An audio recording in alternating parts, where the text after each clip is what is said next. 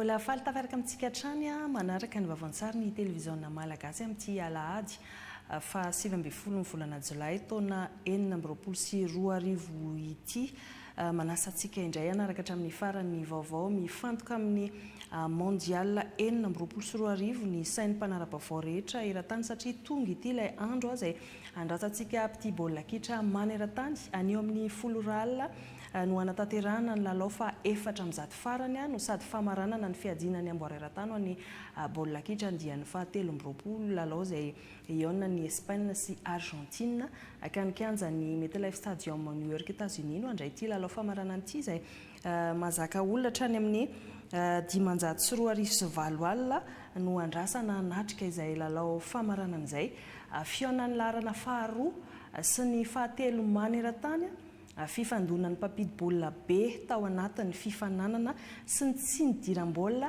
raha tsy iray monjy izy io satria i Argentine raha naraka tsara hatrany am-boalohany sika dia napiditra baolina hatrany amin'ny 9 raha tsy nidiram-baolina raha tsy iray monjy Espagne. Samy manana ny lalana ny zorany moa ireto tarika roa ireto nanomboka tany amin'ny sambondrona hatramin'ny natongavany amin'izao famaranana izao ka hoentsika tao anatin'ny vaovon-tsary avokoa izay fa hiatombohantsika azy aloha ny parcours ny lalana ny jiavin'ny Argentine nanomboka tany amin'izay andro voalohany ho azy hoentiny contre ny avarizao amintsika. Tavavoaka larana voalohany. Moment for Lionel Messi. Nandavony Autriche. In terms of scoring, Messi's delivery is a good one, and it's the third goal for Argentina.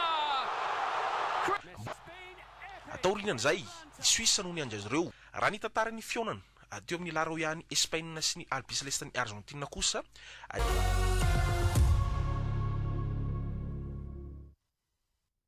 lalao rehefa avy eo no mamaly izay fanontanian'ny canton version izay fa mikasika ny Espagne kosa dia ekipa sahirana tany am-piandohana raha ny ekipan'ny Espagne raha voatana ny Cap Vert tamin'ny aotra ny ohatra tamin'ny andro voalohany nefa dia izao tafiakatra amin'ny famaranana izao nampiavaka azy ny défense de fer na ny fahaizany naniditra any nandritra izay lalao rehetra nataony hiavitry ny doktora Sondraino amerina amintsika ny lalana izay nalehan'ity tarika ity tao anatin'ity mondial andian'ny 17 ity.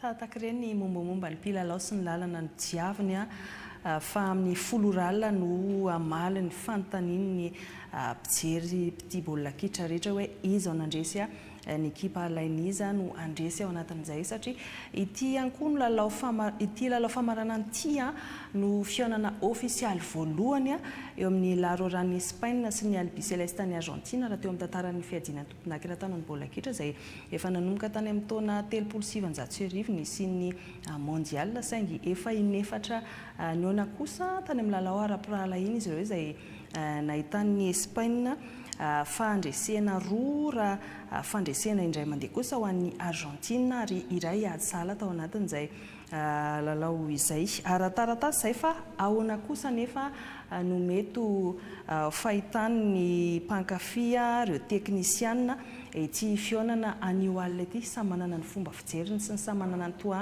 tohanana moa ny tsirairay fa ekipa iray ihany na izany aza no tsy maintsy voaka mpandresika andrombaka izay amboary izay ho arantsika ny faneho-kevitra sy ny famakafakana ny pronostika ny mpankafia baolina kitra ihany koa. Makanizy ianao zany androany? Ny tenako dia mpanaraka mondial ihany koa ary sportif ihany koa ny tenako ary nanaraka tsara ny fizotra mondial hatramin'izay dia mijery aho alohan'ny amaliko ny tenanao dia mijery ny ekipa rotonta capitaine d'équipe zany misy olo-tena ny ekipa anankiray dia misy ny amin'ny Argentine ary ny amaly amin'ny Espagne raha mijery anytraika fa nanan'izy roa dia manatombo misy dikan'izany mazava ho azy ny score androany fa maresy ny Argentine satria maresy eo amin'ny rosiray zany satria ny expérience dia mikonty amin'ny fiainana mikonty ny expérience amin'ny zavatra rehetrarehetra zay atao zay mahatonga an'le fomba fitsarako hoe maresy ny Argentine na dia misetry ny asa ary ianao dia tenen'olona hoe manana expérience avy ianao sa tsy manana dika zany expérience dia ilaina amin'ny fiainana andavanandro ka rehefa sendra ohatra ny Argentine ny hatramin'izay dia niatrika lalao maromaro izy ary tena hita hoe petraka foana ny expérience ny Messi tamin'ireo lalao maromaro izay nataony Argentina tamin'ity mondial ty ka mazava ho azy zany fa noho izay expérience nanany Messi zay dia mandresy ny Argentina androany. Raha ohatra ka mahafaty baolina ray i Messi dia lahatra amin'ny Mbappé amin'ny famonoana baolina betsaka indrindra eo amin'ny tantaran'ny mondial. Mahafaty roa izy dia izy no mpamono baolina be indrindra.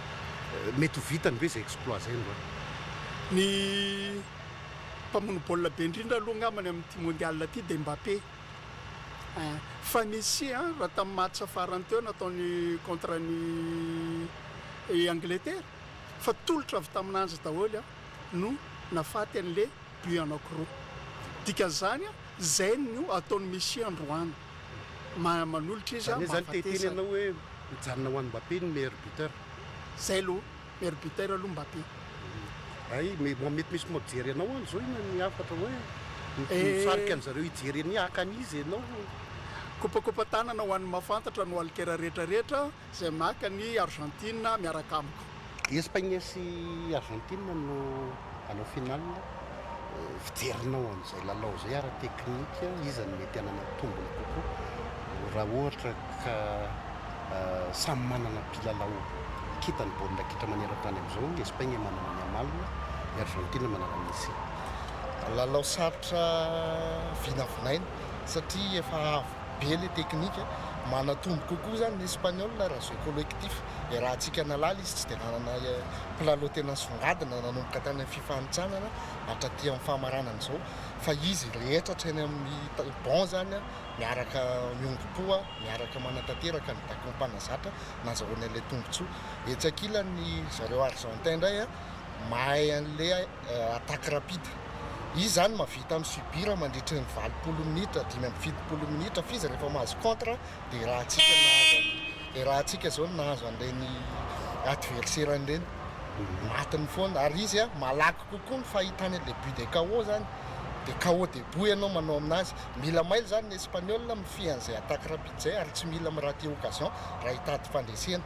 Ny Argentin mino fa tsy hanova filalao izy fa ny Espagnol tsy maintsy apiditra baolina voalohany aloha zany fahitako ny lalao.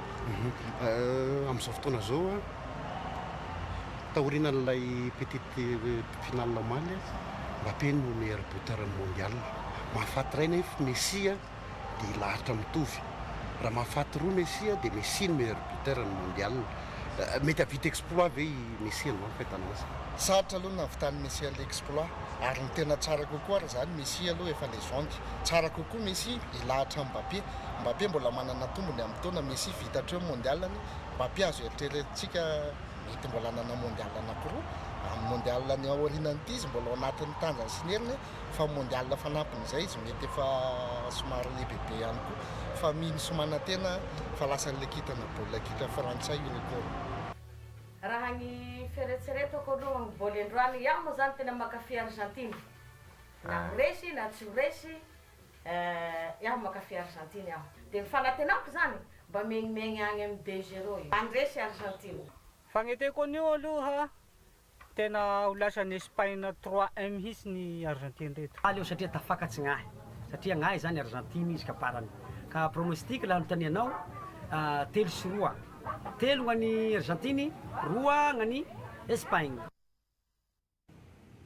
Hitantsika izay mpandresy satria marina fa 50 millions de dollars na 10 tapitrisa dollars ny vola ho azo an'izay tompony amboary amin'ity andiany faranty raha toka 2.7 tapitrisa dollars zany ny tany amin'ny taona 2024 zany hoe ny tombo 8 tapitrisa dollars be izao ny azo an'izay mivoaka mpandresy ao anatin'ity fiadinany amboara eran-tany ity.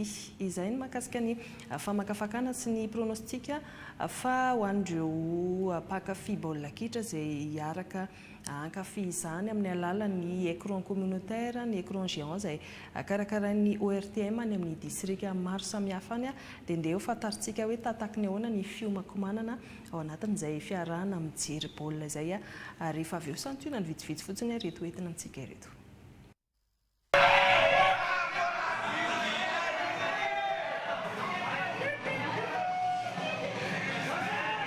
tahaka izao ny ambiance teto amin'ny efitrano malalaka ny commune Andrenivohitra Anantsorobe izay nianoka tanteraka tao anatin'ny fanarahana ny amboara maneran-tany ho an'ny taranja baolina kitra tamin'ny alalan'ny télé communautaire. Nianoka tanteraka tao anatin'ny fijerevana ny mondial ny commune Antsorobe ary tena nanala fahasairana anaty koa satria araka ny voalaza moa zany ety anivon'ny commune ety anivon'ny district ety dia somary misy olana kely ny fahitan'ny olona ny baolina izany satria olona maro dia maro tsy manana ny Canal Plus izay hijerevana an'izany fa ao ny fitondram-panjakana izay manome tolo-tanana araka ny voalazako teo nahafahan'ny vahoaka Antsorobe nianoka ny baolina nandritra ny mondial. Azo lazaina fa tena ekipa tsy azo ambanina ireo ekipa anankiroa izay Espagne sy Argentine zay. Efa ela no nakafizana ny ekipa pirenena Argentine dia maka Argentine aloha raha ho ny tenako manokana. Pronostika aloha zany zao dia 2-0. Inona mahatonga anao hoe safidy an'ilay hoe ekipa ny Argentine? Ekipa nahatonga ny safidy ekipa ny Argentine le hafanana ny traikefa mihitsy zany le mpilalao. Mety hoe firy zany mety hoe pronostika? Ohatrany tamin'ny Angleterre ihany roa ray. Tamin'ny Angleterre roa ray. Zero ny pronostika zao anatin'ny 90 minutes. Efa mifampitaona eto amin'ny commune indray ireo petit baolina kitra amin'izao lalao famaranana ny mondial 2024 izao izay ifandonan'ny ekipan'ny Argentine sy Espagne.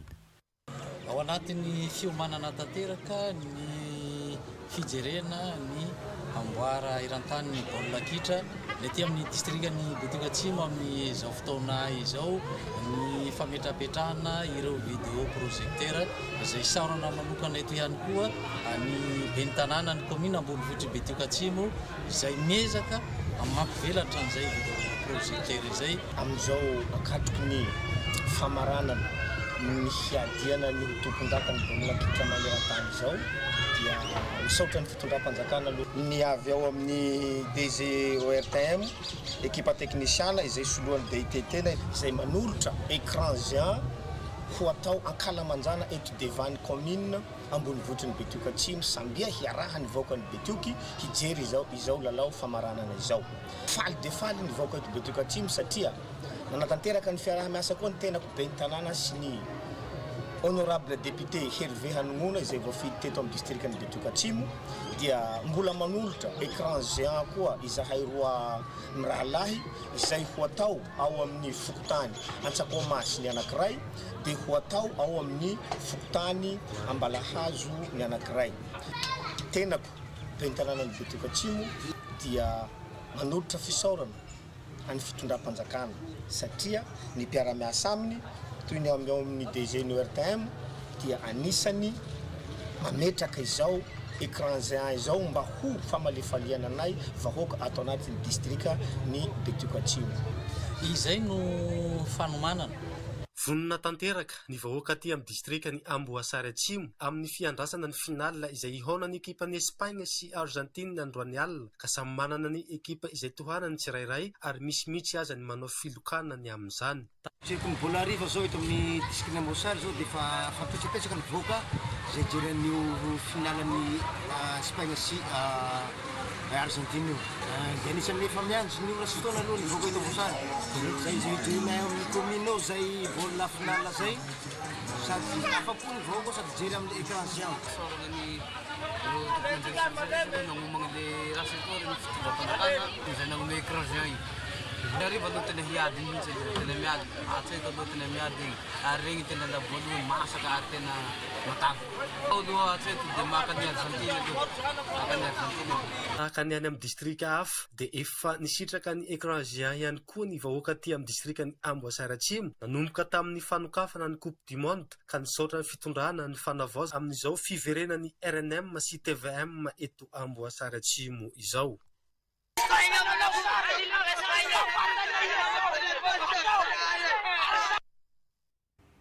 Distrika Dimapolo mahery eo moa no niasany teto anivon'ny ORTM nametrahana izay écran communautaire écran géant izay iandrany rehetra mankafy miaraka ao anatin'ny ambiance mahafinaritra ao anatin'izay fanarahana ny mondial izay nanomboka hatrany amin'ny fiandohan'ny mondial ka hatramin'izao famaranana izao zany izay ezaka natao izay fa any États-Unis kosa ny ministry ny tanora sy ny fanatanjahantena malagasy ny filohan'ny fédération malagasy ny baolina kitra nahazo fanasana manokana avy amin'ny filohan'ny FIFA izy ireo anatrika ety lalao famaranana amin'ny fiadinan'ny amboary eran-tany izay iona ny Espagne sy Argentine itika raha tsy misy ny fiovana dia izy fionana mivantana eo amin'ny rotonta any toerana aorinyty lalao famaranana ity izany.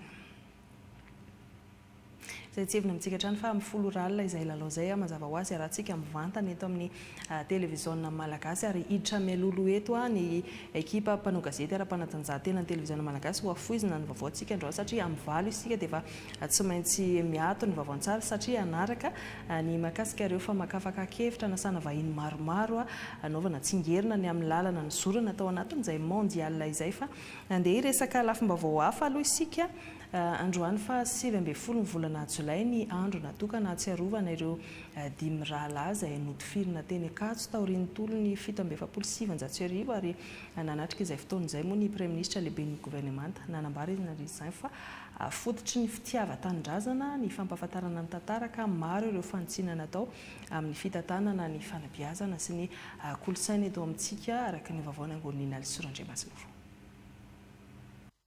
Maro ny olona notifirina teto am-pidifirana Ankatso nanomboka ny volana Aprily 2026 taorian'ny nivoany didipitsarana miaramila nanameloka ho faty ireo titandrazana nandritry ny tolom-panavahana 2026.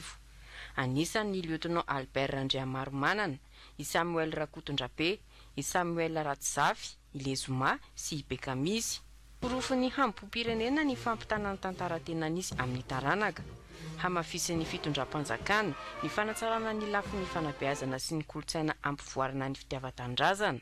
Mifanindran-dalana amin'izany ny famongorana ny kolikoly sy ny fametrahana ny fitantanana mangarahara ho fampandrosoana maharitra. Ny angatanana malagasy dia izao. Ity andro fahatsiarovana ity andro fanovozana sy famelomana indray ny fitiavan-tandrazana ao anatintsika ao. Every Madagasikara ry avako. Mijaly ny malagasy io. Mantra ny malagasy io. Dia inona ny andraikitrao? Inona ny andraikitritsika? Vanim-potoana amin'ny fanavaozana ity ny tena fahavalo-pirenena dia ny kolikoly. Entitra ny filohan'ny fanavaozana tamin'ny filan-kevitry ministra tamin'ny Zoma. Hoe ity kolikoly ity dia fanasaziana ny tena valiny amin'ity amin'izao contexte zao. Satria dia mbola be kolikoly eto Madagasikara. Na dia efa misy ary mipaikady dia dina kolikoly. Eto zany mandeha fafatra amin'ny malagasy rehetra. Avelao ilay kolikoly fa io tsy mahatafavoaka antsika. Fa zay tratra eo kosa aloha. Dia tsy misy antra io. Mampalahelo ny situation Madagasikara. Tanjona apetraky ny ministeran'ny folo alin-dà ny fiarovana ny vahoaka sy ny fananany. Miara-mientana ny hery fiarovana sy ny fandriampahalemana amin'ny ady atao amin'ny tsy fandriampahalemana. Maro ireo fanitsiana natao ary hanampy amin'ny fampiroboroboana ny fitiavan-tandrazana izy ireo. Mila sahy-joro ary miray iny isika. Mila maneo fa manana tanjona iray isika dia ny fanohizana ny fahafahan'ny firenentsika izay efa nidiavin'ireo razatsipetsika teo aloha. Ankehitriny izany fitiavan-tandrazana izany ihany koa no nandrisika ny tafika malagasy anitsy ny rafitra misy eo aminy mba hanakaiky kokoa ny vahoaka amin'ny fiarovana azy ireo sy ny fananana.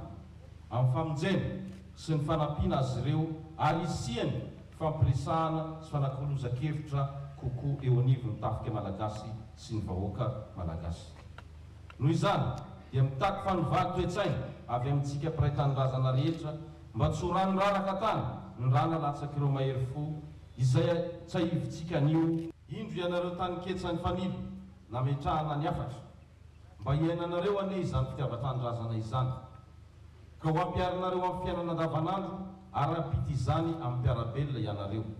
Tsarovy lalandava ny tagetranyireo manao hoe tany ketsa fanilony 7 mars 1770.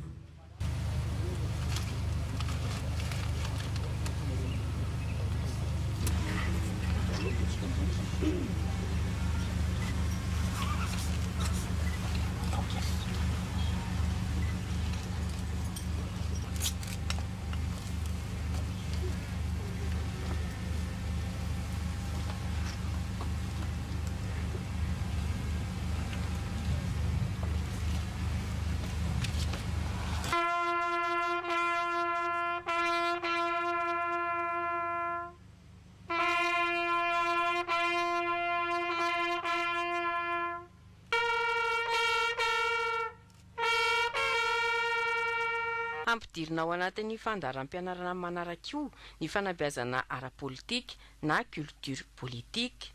Tanjona ny hamelomaso ny tantara izay anisan'ny fototra manamafy ny fitiavan-tanindrazana. Hanoana ireo mpanabe indrindra ireo mpahay tantara amin'izany ny fitondram-panjakana.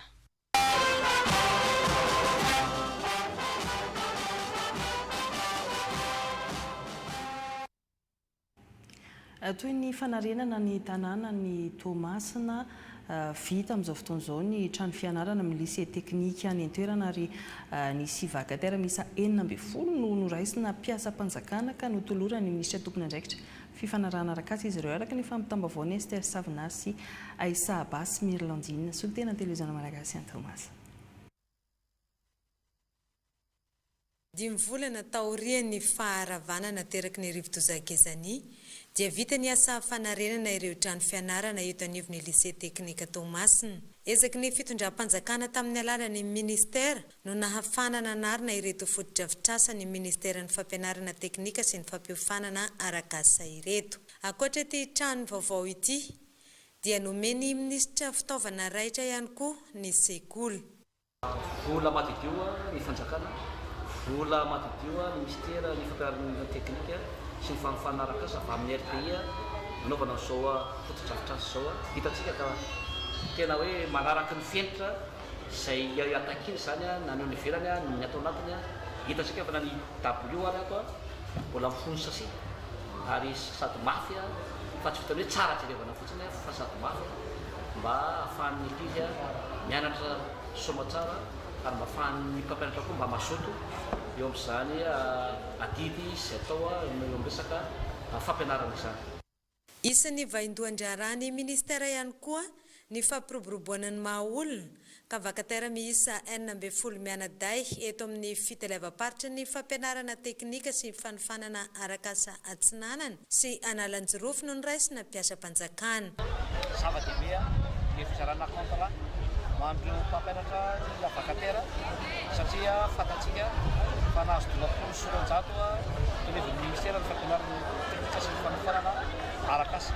Efa sika voasara-dolo moa zany dia anjara faritra tsinarana nanona an'izany ofisialy dia nahazo an'izany izy ireo avy amina fitondram-panjakana avy amin'ny fotoan'ny fanavaozana repoblika sy ny gouvernement de manontolo dia nisitraka zatra ny mpampianatra vakatera izay naharitra ny ela-drindra izay nanaja ny kritera zany ka natao ampahibe maso taty amin'ny faritra tsinarana sy ny faritra Analajorofo. Mbola hisy hatramin'ny andian'ny faha-efatra izao fandraisana mpiasam-panjakana eto anivon'ny ministera izao ka mpiasa miisa 4,700 no ezahana ho voaray amin'ity taona 2024 ity. Faranantsika eo aloha ny vaovao satria fa tsindrin-dony tsika ny tokantrano any izay petit baolina kitra anaraka ny lalao famaranana amin'ny mondial fandona ny Espagne sy Argentina efa miomakomanao ny mpanao gazety ara-panatanjahantena eto amin'ny televiziona malagasy natao mahiavy Griffin Bakoliniaina hiavitry ny anaratoara sosy kanto ny Varso miaraka amin'ireo vahiny marobe izay sain'izy ireo amin'ny fandarana manokana mialohan'izay lalao izay efa miomakomanao izy ireo koa faranantsika ny vaovao amin'ny tiala ety dia ankasitrahana feno isika tsirairay avy tany tokantrano tany nanaraka ny fampahalalam-baovao teto amin'ny televiziona malagasy ary za misaraka amin'ny televiziona malagasy mahazo fanaretana ao anatin'izay fanarana ny mondial izay mandra-peona tokolasy